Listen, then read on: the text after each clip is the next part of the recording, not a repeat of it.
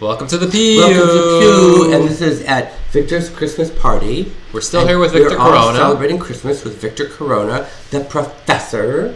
And he's actually written a book. Hofstra and Columbia and NYU and... FIT. Well, no, not FIT anymore. Well, formerly of FIT. Was at FIT until he Which was, we will not discuss. We will emphatically not discuss that. At FIT is no longer required.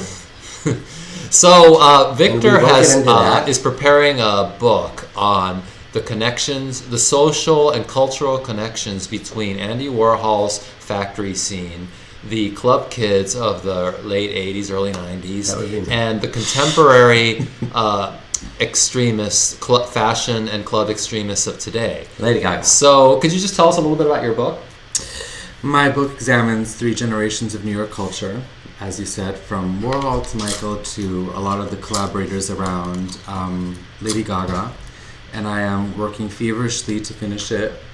Hopefully next semester. I think I waited on finishing it so that I could kind of document Michael's release from prison and his transition into lawful society.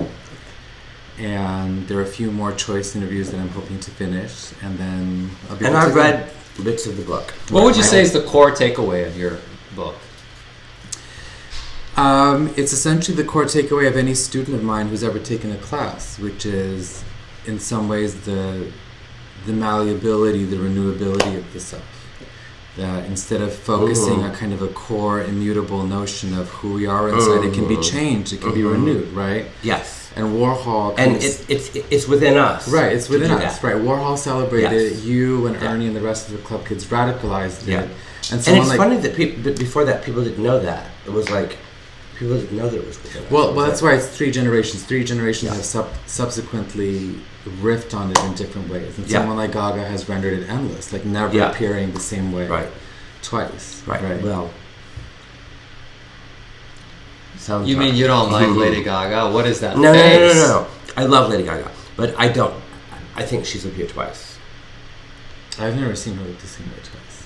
Well, that's very funny because in the New York Post article that we write together, you have pictures of her, not imitating, but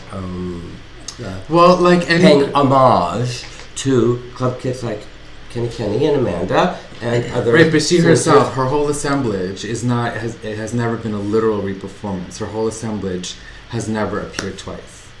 Although I will say that there's a certain tyranny in not looking the same twice. It's because a fascistic kind of. Yeah, I mean, because I remember like during the club kid era back in the late 80s and early 90s, I used to end up spending a fortune trying to not look the same every night. And at one point, it's the price of fabulosity. It just became ridiculous, and I kind of gave up on that, you know. You gave up on fabulosity? No, I just gave up on... You're so fabulous. I gave up on the tyranny of never looking the same. Well... That's a whole nother show in and of itself. All right. Well, we'll explore that later. I have some ideas on that. All right. Well, stick around. We'll be right back. All right.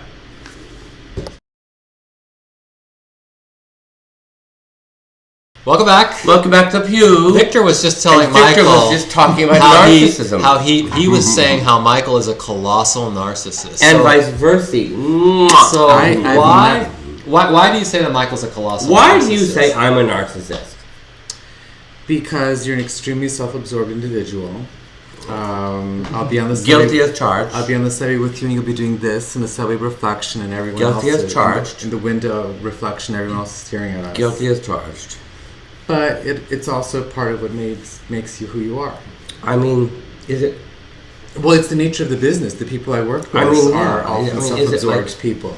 And it's part. Is it right? Wrong? I mean, no, it's not wrong. We all chose. It's not wrong or right. I chose to study and document and be involved. I mean, I seem to remember sitting somewhere close to somebody on a subway who would not sit in front of a window because he didn't want to see his reflection. Right. I avoid my reflection. That is true. That is true. So. It is true. But don't you think self-absorption is just a phenomenon that's just prevalent throughout our society right now? Everybody's self-absorbed, aren't they? Yeah, absolutely. And things like it's the first thing I noticed when I came out of prison, which is kind of ironic because, for obvious reasons. But when I first came out, the first thing I noticed was that everybody had these like machines, like Star Trek kind of like, But even before we had the smartphones, it started with like the Walkmans and the Yeah, earphones. And I mean, it's funny you bring that up, because when my brother first got a Walkman in, I don't know, 1979 or whatever, I thought, what is the point of this? Because only you can listen to this music. And I thought, music was meant to be shared with everybody, and That's very interesting. And music and movies and everything was meant to be shared with friends. And now it's a private product. And what is the point of listening to you by yourself? And my brother said, well, this is what I enjoy, and I was just like, because now it's a kind of individual mood regulator. It helps you pass the time, helps pep you up. And I think that's very sad. I mean, I really like enjoying that's why I like clubs, because you're enjoying the music, all of you, thousands of people together. It's a communal thing.